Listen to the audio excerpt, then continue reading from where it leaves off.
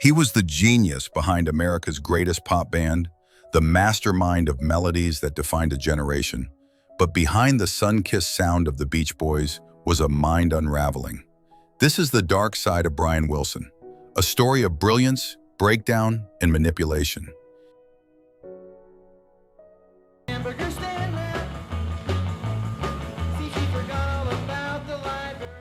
In the early 1960s, Brian Wilson rose to fame as the creative force behind the Beach Boys.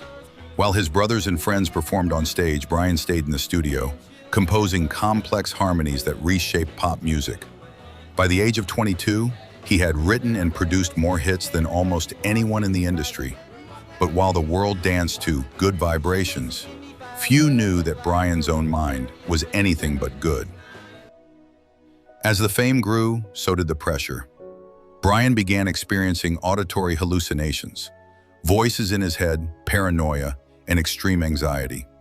By 1965, he suffered a complete breakdown and quit touring altogether.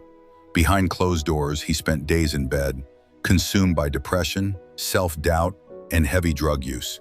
He once described hearing voices telling him he was going to die. The genius was now trapped inside his own mind. In the late 1970s, enter Dr. Eugene Landy, a controversial psychologist hired to save Brian. But instead of helping, Landy took over every part of Brian's life, from his diet, his music, even his finances. Brian wasn't just a patient, he became a prisoner. Landy charged over $400,000 a year and even co-wrote songs to profit from Brian's work. Under Landy's care, Brian lost control of his own name, signing over rights to the man who was supposed to heal him. Love those songs. I'll never not love them. I get around, yeah, get around, round, round, I get around. Do you have an all-time favorite Brian Wilson Beach Boys song? Yeah, California Girls. I always tell people that California Girls is my favorite. Why? Because it's just got that beat, you know, it's that shuffle beat. I like it. In 1991, a legal battle finally freed Brian from Landy's grip. But the damage had been done. Years of manipulation and isolation left deep scars, and yet, he survived. In the 2000s, Brian made a slow return, releasing solo albums and even performing Pet Sounds live to standing ovations. Today, at age 59, he's singing those songs again.